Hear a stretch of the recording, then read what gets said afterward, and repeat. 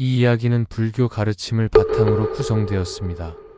그리고 여러분의 구독과 좋아요는 더 많은 지혜를 나누는 힘이 됩니다. 잠시 마음을 고요히 하고 이 시간을 함께 해주시길 바랍니다. 깊은 숨을 한번 내쉬고 마음을 편안히 두셨으면 합니다. 저 역시 오늘 이 말씀을 전하면서 제 마음 또한 고요히 다스리고자 했습니다. 지혜란 무엇일까요?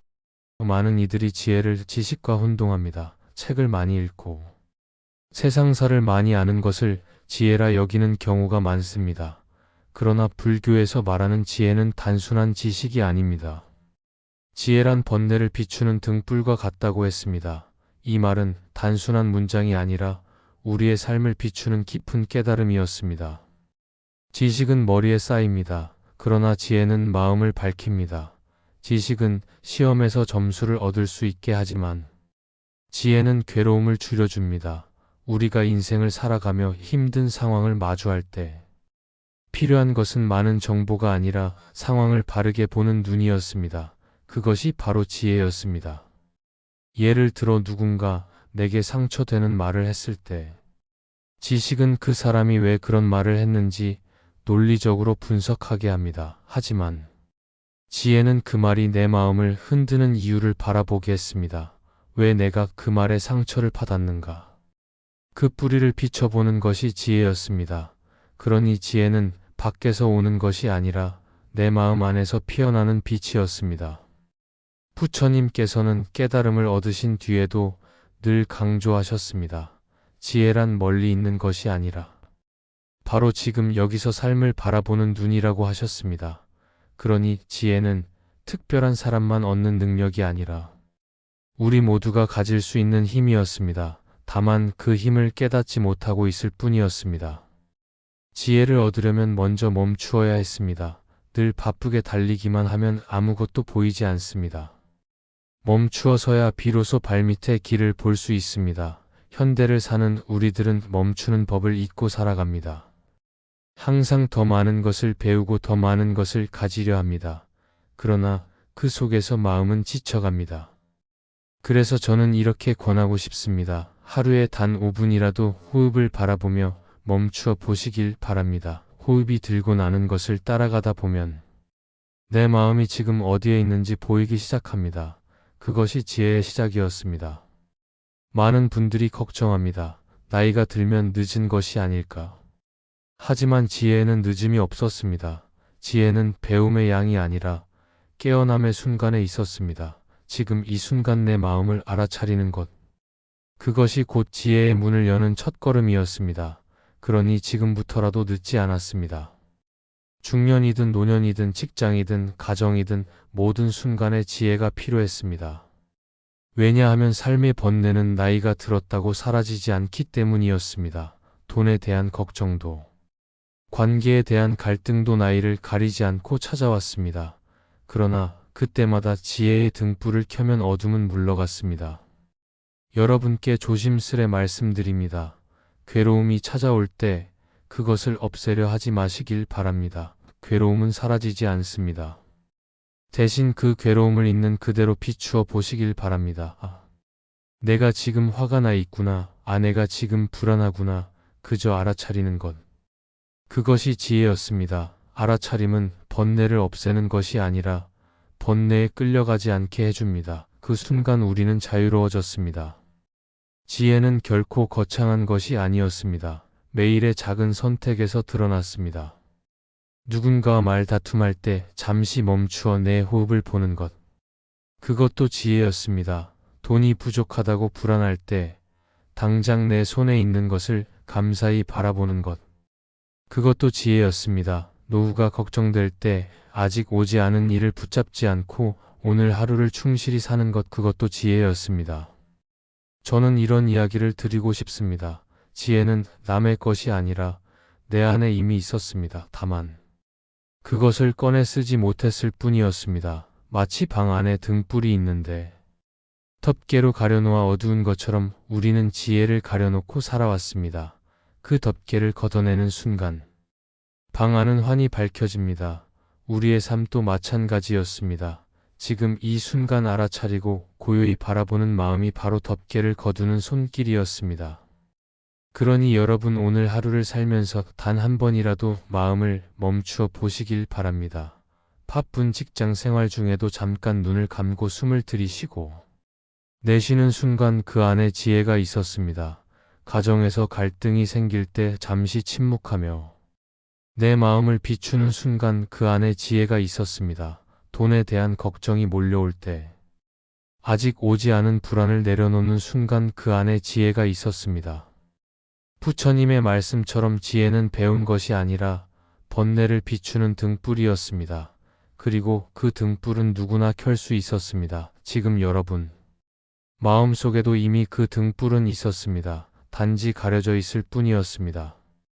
오늘 이 시간을 통해 그 등불을 조금이라도 밝혀보셨으면 합니다. 그러면 삶의 괴로움은 여전히 있겠지만 그 괴로움에 휘둘리지 않는 힘을 얻게 될 것입니다. 그것이 불교에서 말하는 진짜 지혜였습니다. 지혜의 등불은 누구나 마음속에 있었습니다. 그러나 그 등불을 켜야 할 시기가 누구에게나 찾아왔습니다. 많은 사람들이 그 시기를 바로 중년이라 말했습니다. 저는 이 말에 깊이 공감했습니다. 젊었을 때에는 앞만 보며 달려가느라 내 마음을 들여다볼 여유가 없었습니다. 그러나 나이가 어느 정도 들고 사회에서 맡은 역할과 책임이 무거워지면 누구나 한 번쯤은 멈추어 서서 나 자신을 돌아보게 되었습니다. 그것이 바로 중년이었습니다. 중년은 단순히 나이가 40, 50이 되었다는 숫자가 아니었습니다. 그것은 내 삶의 절반을 돌아보는 자리였습니다. 이제까지 살아온 길을 돌아보며 앞으로 남은 길을 생각하게 되는 시기였습니다. 그래서 중년은 늘 갈림길에 서 있었습니다. 어떤 이는 후회와 불안에 매달려 더 깊은 괴로움에 빠졌습니다. 어떤 이는 지혜의 등불을 밝혀 새로운 길을 걸어갔습니다. 부처님께서는 마음이 흐트러지면 100년을 살아도 헛되이 늙을 뿐이다라고 하셨습니다.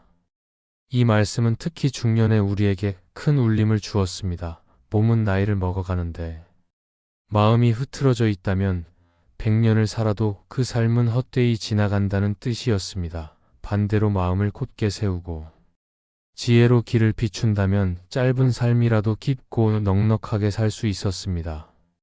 저는 종종 이런 질문을 던졌습니다. 왜 많은 이들이 중년에 이토록 힘들어할까? 그 이유는 여러 가지가 있었습니다. 첫째는 자녀 문제였습니다. 아이들이 자라면서 학업과 진로, 그리고 부모와의 갈등이 시작되었습니다. 둘째는 부모 문제였습니다. 내 부모님이 나이 들고 병들어 가시는 것을 지켜보며 불안과 슬픔을 동시에 느꼈습니다. 셋째는 나 자신의 문제였습니다. 몸은 예전 같지 않았고 건강은 조금씩 나빠졌습니다. 직장에서는 책임이 무거워지고 경쟁은 여전했습니다. 이 모든 것이 한꺼번에 몰려와 사람들을 지치게 했습니다. 이런 때일수록 지혜가 필요했습니다. 그러나 사람들은 대개 불안과 걱정으로 하루를 보냈습니다. 아침에 눈을 뜨면 걱정으로 시작해 밤에 잠자리에 누울 때까지 근심으로 마무리했습니다. 내일은 어떡하지? 앞으로는 어떻게 살지? 이런 생각이 끊임없이 이어졌습니다. 그러나 불교에서는 분명히 말씀하셨습니다. 아직 오지 않은 내일을 붙잡지 말라고 했습니다. 오지 않은 일을 붙잡고 괴로워하는 것은 스스로 번뇌를 만드는 일이었습니다. 중년의 갈림길에서 우리가 해야 할 일은 무엇일까요? 저는 이렇게 말씀드리고 싶습니다. 지금 이 순간에 마음을 두는 연습을 하십시오. 내일의 걱정에 끌려가지 말고 지금 내가 할 수 있는 일에 마음을 집중하십시오. 예를 들어 아이와 대화할 때는 미래의 불안을 덮어두고 지금 내 아이의 말을 있는 그대로 들어주는 것입니다. 부모님과 함께 할 때는 앞으로의 병과 죽음을 두려워하지 말고 지금 함께 할 수 있는 시간을 온전히 감사히 누리는 것이었습니다. 직장에서 일을 할 때도 결과에 집착하기보다 지금 맡은 일에 성실히 임하는 것이었습니다. 이렇게 지금을 살면 내일은 저절로 열렸습니다. 저는 많은 이들에게 조언하고 싶었습니다. 중년은 불행의 시기가 아니라 지혜를 배우는 시기였습니다. 젊을 때는 몰랐던 인생의 참맛을 중년에야 비로소 깨닫게 되었습니다. 젊었을 때는 돈을 더 벌고 성공하는 것이 전부라 생각했습니다. 그러나 중년에 이르면 알게 됩니다. 아무리 많은 돈과 성공도 마음이 평안하지 않으면 아무 의미가 없다는 것을 깨닫게 됩니다. 이 깨달음이 바로 지혜였습니다. 그러나 깨달음은 그냥 오는 것이 아니었습니다. 부처님께서도 깊은 고행 끝에 깨달음을 얻으셨습니다. 우리 역시 삶의 고통을 경험하면서 조금씩 지혜를 얻었습니다. 그러니 중년의 고통은 결코 헛된 것이 아니었습니다. 그것은 지혜의 씨앗이었습니다. 지금 겪는 괴로움이 나를 무너뜨리는 것이 아니라 오히려 나를 일깨우는 과정이었습니다. 제가 드리고 싶은 조언은 이것입니다. 중년의 길에서 자신을 원망하지 마십시오. 후회에 머물지 마십시오. 대신 지금 내가 할 수 있는 작은 선행과 작은 실천에 집중하십시오. 누군가에게 따뜻한 말을 건네는 것만으로도 내 마음은 달라졌습니다. 아침에 눈을 떴을 때 감사의 기도를 드리는 것만으로도 하루가 바뀌었습니다. 직장에서 갈등이 생겼을 때 화를 참는 것만으로도 지혜의 길에 들어선 것이었습니다. 이런 작은 실천들이 모여 삶을 바꿔주었습니다. 부처님께서는 또한 이렇게 말씀하셨습니다. 사람은 스스로를 등불로 삼아야 한다. 이 말씀은 중년의 우리에게 큰 힘이 되었습니다. 자녀나 배우자, 부모나 직장에 의지하는 것이 아니라 나 스스로 내 마음을 비추는 등불이 되어야 했습니다. 중년은 더 이상 남에게 의지하며 살 수 없는 시기였습니다. 이제는 내 안에 등불을 켜야 할 때였습니다. 내 마음이 곧 길이었고 내 마음이 곧 답이었습니다. 중년은 결코 늦은 나이가 아니었습니다. 오히려 삶의 지혜를 배우기에 가장 좋은 때였습니다. 지금까지 살아온 경험이 있고 아직 앞으로의 시간이 남아 있었습니다. 그 경험과 시간이 함께 어우러져 깊은 깨달음을 줄 수 있었습니다. 그러니 중년은 불안의 시기가 아니라 지혜의 시기였습니다. 이 사실을 깨닫는 순간 우리는 새로운 눈으로 인생을 바라볼 수 있었습니다. 저는 이렇게 말씀드리고 싶습니다. 중년에 서 계신 여러분 부디 지혜의 눈으로 자신을 바라보십시오. 후회와 걱정 대신 감사와 배움으로 오늘을 채우십시오. 그러면 중년의 갈림길은 두려운 길이 아니라 새로운 길이 될 것입니다. 중년의 불안은 결국 지혜의 문을 두드리는 종소리였습니다. 그 소리에 귀 기울이고 마음을 열면 누구나 더 깊은 삶으로 나아갈 수 있었습니다. 중년의 갈림길에서 우리가 가장 크게 붙잡히는 번뇌 가운데 하나는 바로 돈이었습니다. 돈은 살아가는데 꼭 필요한 것이었고 우리 모두가 피할 수 없는 문제였습니다. 그러나 돈은 동시에 가장 큰 괴로움의 뿌리이기도 했습니다. 부처님께서는 말씀하셨습니다. 많이 가진 자가 부자가 아니라 만족할 줄 아는 자가 부자다. 이 말씀은 단순한 위로가 아니었습니다. 우리의 삶을 비추는 지혜의 등불이었습니다. 사람들은 흔히 이렇게 생각했습니다. 더 많이 벌면 불안이 사라질 거라고 말했습니다. 그러나 실제로는 그렇지 않았습니다. 돈이 늘어나면 늘어날수록 새로운 불안이 생겼습니다. 예를 들어 월급이 오르면 더 좋은 집을 사고 싶어졌습니다. 더 좋은 차를 갖고 싶어졌습니다. 그러나 그것을 얻어도 마음은 잠시뿐이었습니다. 곧 더 큰 집, 더 비싼 차를 바라보게 되었습니다. 만족은 없고 갈증만 늘어났습니다. 이 갈증이 바로 탐욕이었습니다. 탐욕은 채워도 끝이 없었습니다. 부처님은 탐욕을 괴로움의 뿌리라 하셨습니다. 돈에 대한 집착은 삶을 더 풍요롭게 하지 못했습니다. 오히려 더 공허하게 만들었습니다. 중년이 되어 경제적 책임이 커질수록 우리는 돈에 더 매달렸습니다. 아이들 학비, 집 대출, 노후 자금 등 계산해야 할 것이 많았습니다. 당연히 돈은 필요했습니다. 그러나 문제는 그 돈이 마음을 삼켜버렸다는 데 있었습니다. 돈을 벌기 위해 가족과 갈등을 하고 돈을 지키기 위해 불안을 품고 돈을 잃을까 두려워 마음이 흔들렸습니다. 그것이 진짜 괴로움이었습니다. 저는 이렇게 조언드리고 싶었습니다. 돈을 무시하라는 말이 아니었습니다. 돈은 삶을 지탱하는 도구였습니다. 그러나 도구에 불과했습니다. 도구를 주인으로 착각하지 말아야 했습니다. 돈은 내 삶의 주인이 아니었습니다. 내가 돈의 주인이 되어야 했습니다. 돈이 있어도 괴롭고 돈이 없어도 괴로운 사람은 결국 돈의 노예가 된 것이었습니다. 노후를 준비하며 돈을 모으는 것은 지혜였습니다. 그러나 노후 걱정에 잠 못 이루고 지금의 하루를 잃는 것은 지혜가 아니었습니다. 아직 오지 않은 미래를 붙잡고 괴로워하는 것은 어리석은 일이었습니다. 그래서 부처님은 늘 말씀하셨습니다. 미래를 두려워하지 말라고 하셨습니다. 아직 오지 않은 일을 붙잡지 말라고 하셨습니다. 우리는 지금 이 순간을 살아야 했습니다. 제가 만난 어떤 분은 평생 돈을 모으는 데만 집중했습니다. 노후가 불안하다고 했습니다. 그러나 막상 나이가 들어서 돈을 충분히 모았을 때 그는 건강을 잃었습니다. 여행을 가고 싶었지만 갈 수 없었습니다. 맛있는 음식을 먹고 싶었지만 병 때문에 먹지 못했습니다. 그는 후회했습니다. 돈은 충분했지만 마음의 평안은 없었습니다. 그는 말했습니다. 나는 평생 돈만 모으다 인생을 잃었습니다. 이 이야기는 우리 모두에게 큰 가르침이 되었습니다. 그렇다고 무조건 돈을 멀리해야 한다는 뜻은 아니었습니다. 돈은 선하게 쓰이면 지혜의 도구가 되었습니다.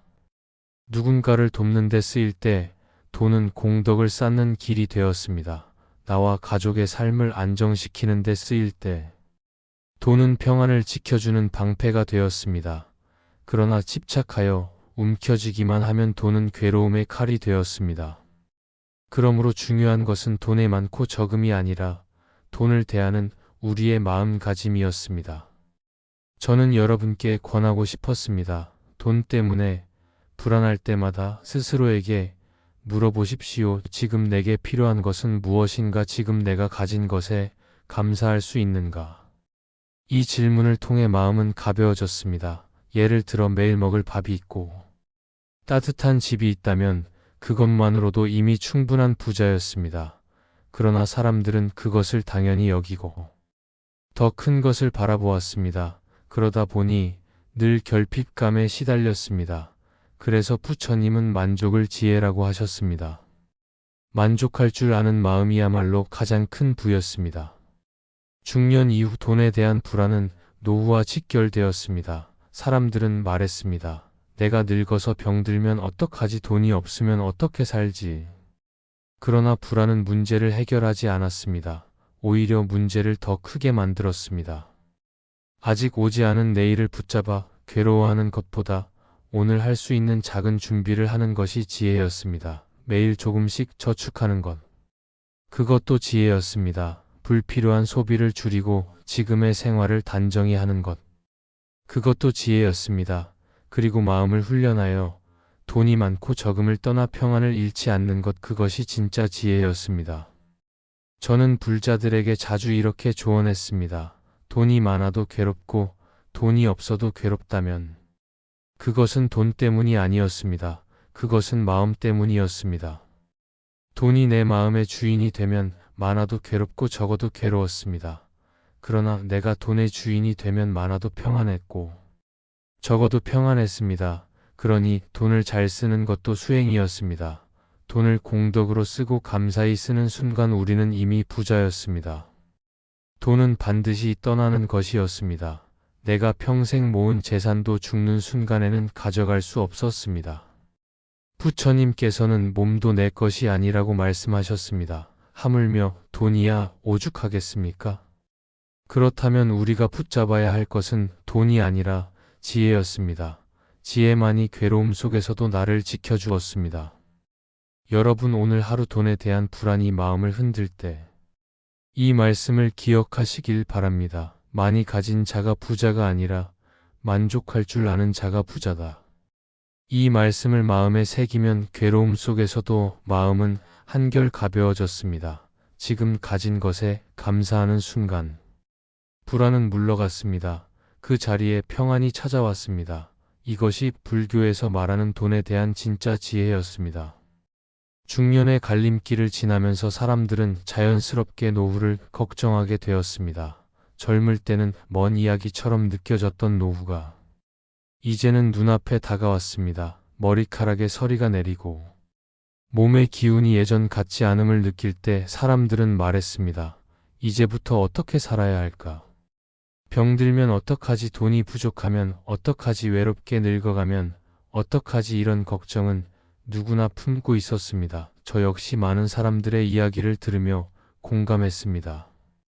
노후의 두려움은 단지 몇몇 사람의 문제가 아니라 모든 사람이 마주하는 현실이었습니다.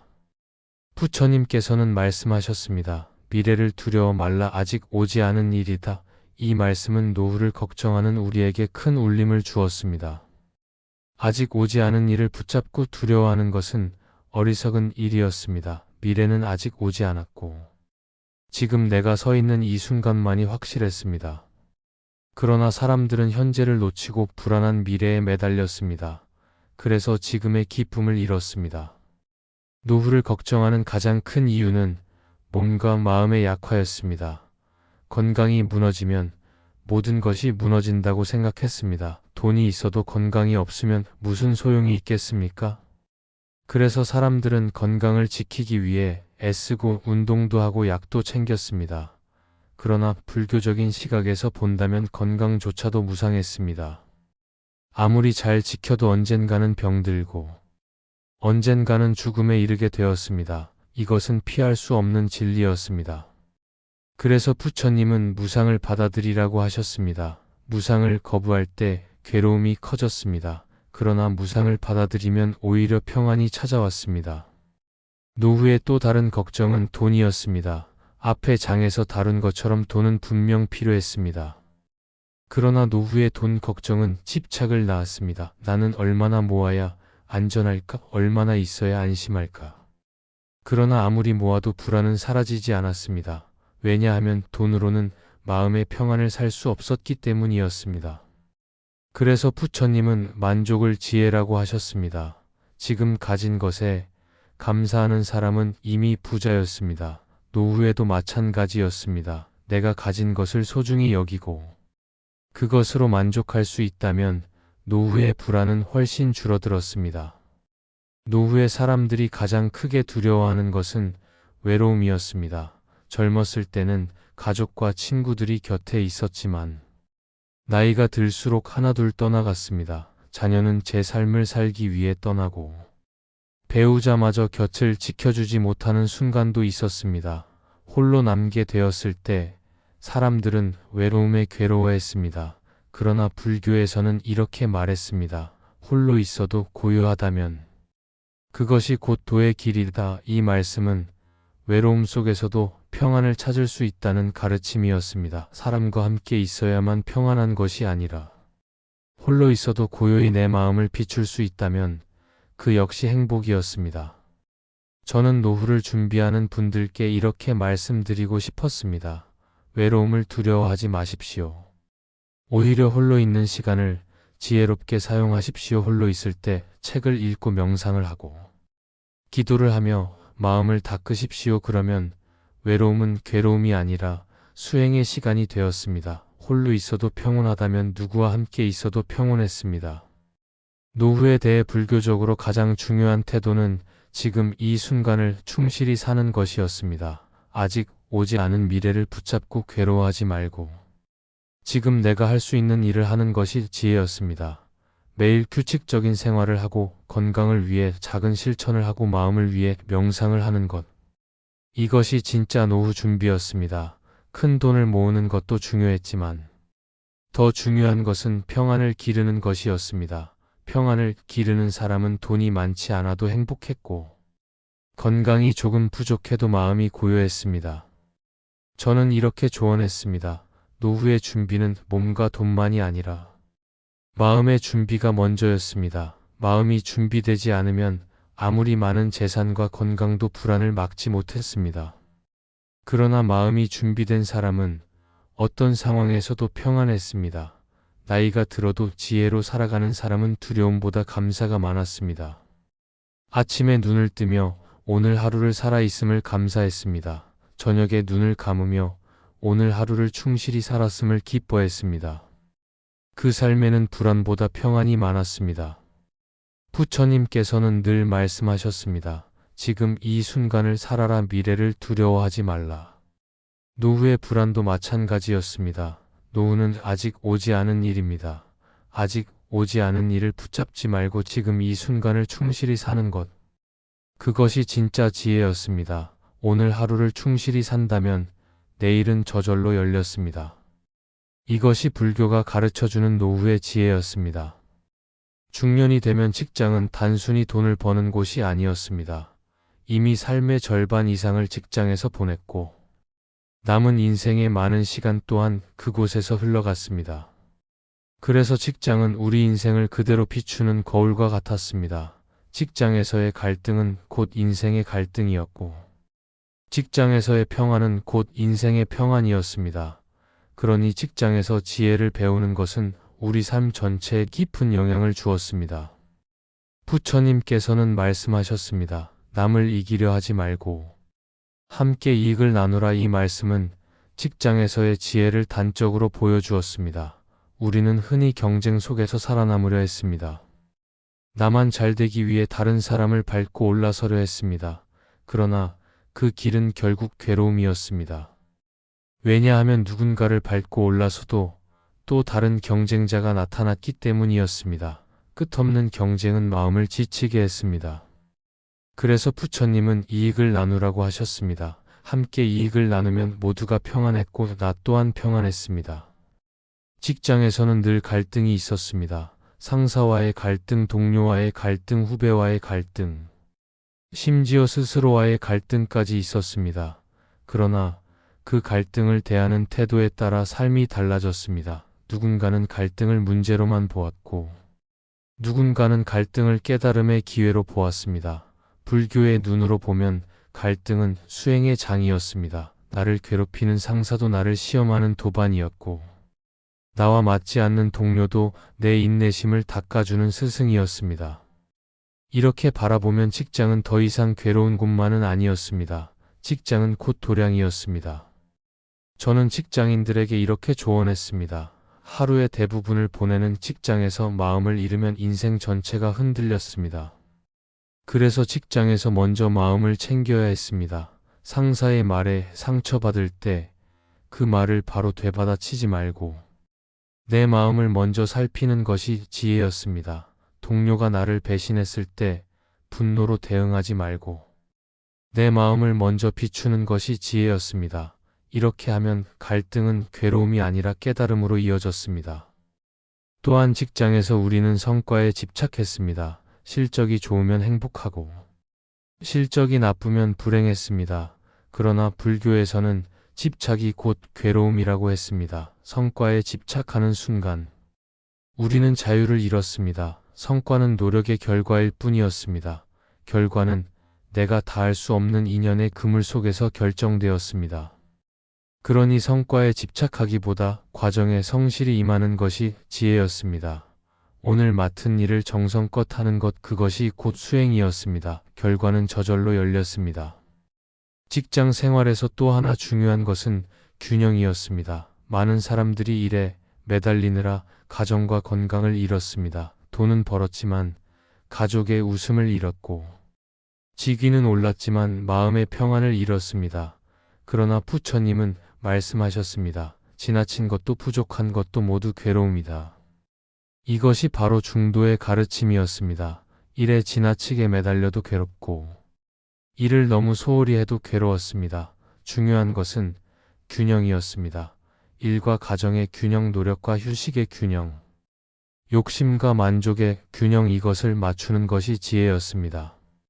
저는 직장에서 번아웃을 호소하는 이들을 자주 보았습니다. 그들은 말했습니다. 이제 더는 힘이 없습니다. 아무것도 하기 싫습니다. 그때 저는 이렇게 조언했습니다. 멈추어야 한다고 멈추어야 비로소 다시 걸을 수 있다고. 잠시 멈추어 호흡을 바라보고 내 마음을 돌보는 시간을 가지라고 했습니다.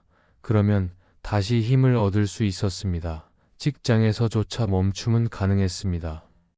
잠시 눈을 감고 호흡을 느끼는 것만으로도 마음은 고요해졌습니다. 그것이 지혜였습니다. 직장은 우리가 수행을 배우는 도량이었습니다. 내가 원하지 않는 말을 듣고도 흔들리지 않는 마음을 기르는 곳이었고 성과에 집착하지 않고 과정에 집중하는 법을 배우는 곳이었습니다. 함께 일하는 이들과 경쟁만이 아니라 협력을 배우는 곳이었습니다. 이렇게 직장을 바라보면 매일의 출근이 괴로움이 아니라 수행이 되었습니다. 삶의 균형은 직장에서만이 아니라 인생 전체에서 중요했습니다. 우리는 중년을 지나며 돈과 건강, 노후와 관계에 대해 끊임없이 고민했습니다. 그러나 모든 문제의 뿌리는 균형을 잃은 데 있었습니다. 돈만 쫓으면 건강을 잃고 건강만 붙잡으면 관계를 잃고 관계만 붙잡으면 나 자신을 잃었습니다. 그러나 균형을 지키면 모든 것이 자연스럽게 제 자리를 찾았습니다. 이것이 바로 중도의 길이었습니다. 마지막으로 저는 이렇게 말씀드리고 싶었습니다. 지혜는 멀리 있지 않았습니다. 직장에서도 배울 수 있었고, 가정에서도 배울 수 있었습니다. 돈에 대한 불안 속에서도 배울 수 있었고, 노후의 두려움 속에서도 배울 수 있었습니다. 중요한 것은 내 마음을 늘 비추는 것이었습니다. 번뇌가 올 때, 그 번뇌를 있는 그대로 비추고 집착하지 않는 것, 그것이 지혜였습니다. 여러분 오늘 하루도 직장에서 많은 일을 겪으실 것입니다. 그때마다 이 말씀을 기억하시길 바랍니다.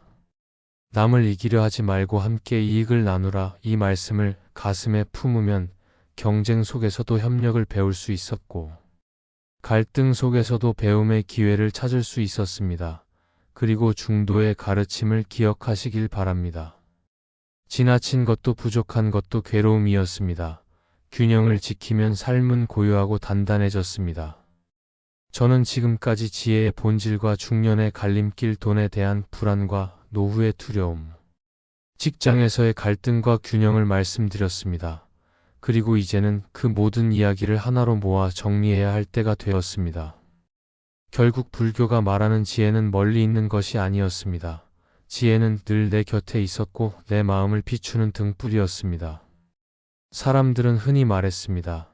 내 인생은 왜 이렇게 힘들까? 왜 나만 이런 고통을 겪을까?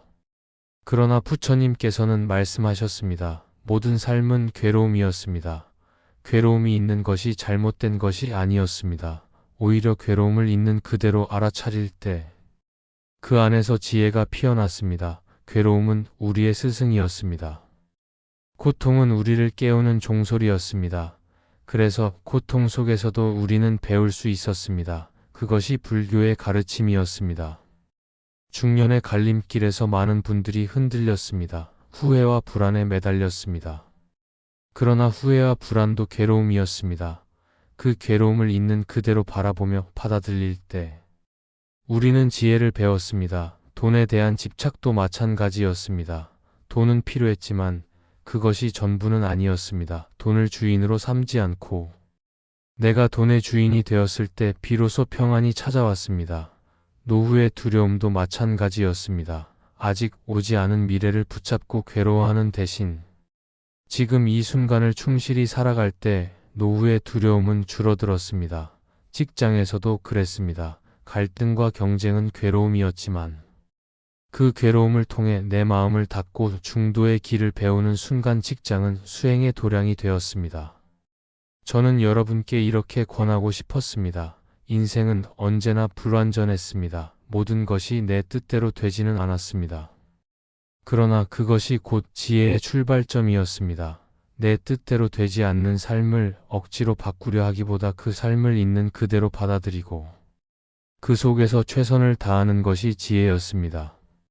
우리는 모두 언젠가 노후를 맞이하고 언젠가 죽음을 맞이했습니다. 그것은 피할 수 없는 진리였습니다. 그러나 그때까지 우리가 할 수 있는 일은 오늘을 충실히 사는 것이었습니다. 오늘 한 번의 호흡을 알아차리고, 오늘 한 번의 미소를 나누고, 오늘 한 번의 친절을 베푸는 것. 그것이 쌓여 지혜로운 삶이 되었습니다. 그 삶은 남들과 비교할 필요가 없었습니다. 내 안에서 평안하면 그것이 곧 성공이었습니다. 부처님께서는 이렇게 말씀하셨습니다. 등불은 밖에 있지 않고 내 안에 있다. 스스로를 등불로 삼아라. 이 말씀은 우리 모두가 붙잡아야 할 삶의 방향이었습니다. 남편이나 아내, 자식이나 부모, 직장이나 돈. 그 무엇도 나를 대신해 내 삶을 밝혀줄 수 없었습니다. 오직 내 안의 등불만이 나를 지켜주었습니다. 그 등불을 켜는 순간 삶의 길은 환히 밝아졌습니다. 저는 오늘 이 시간을 함께 해주신 여러분께 감사의 말씀을 드립니다. 이 이야기가 단순한 말이 아니라 여러분의 삶 속에서 작은 등불이 되기를 바랐습니다. 우리가 살아가는 길은 때로 어둡고 고단했습니다. 그러나 그 어둠을 밝히는 힘은 이미 내 안에 있었습니다. 그것이 지혜였습니다. 여러분, 이제 저는 이렇게 질문을 드리고 싶습니다. 여러분의 삶에서 지혜는 어떤 모습으로 자리하고 있습니까? 중년의 갈림길에서, 돈의 불안 속에서, 노후의 두려움 앞에서, 그리고 직장의 갈등 속에서 여러분은 어떤 지혜를 배우고 계십니까? 저는 제 이야기를 마무리하며 여러분의 생각을 듣고 싶었습니다. 여러분이라면 어떤 길을 선택하시겠습니까? 지혜의 등불을 어떻게 켜고 계십니까? 오늘 제 이야기가 마음의 울림이 되었다면 구독과 좋아요를 눌러주시길 부탁드립니다. 그것이 저에게는 큰 힘이 되고 더 많은 분들과 지혜를 나눌 수 있는 원동력이 됩니다. 앞으로도 부처님의 말씀을 바탕으로 삶의 위로와 힘이 되는 이야기를 전하겠습니다. 오늘 함께 해주셔서 감사합니다.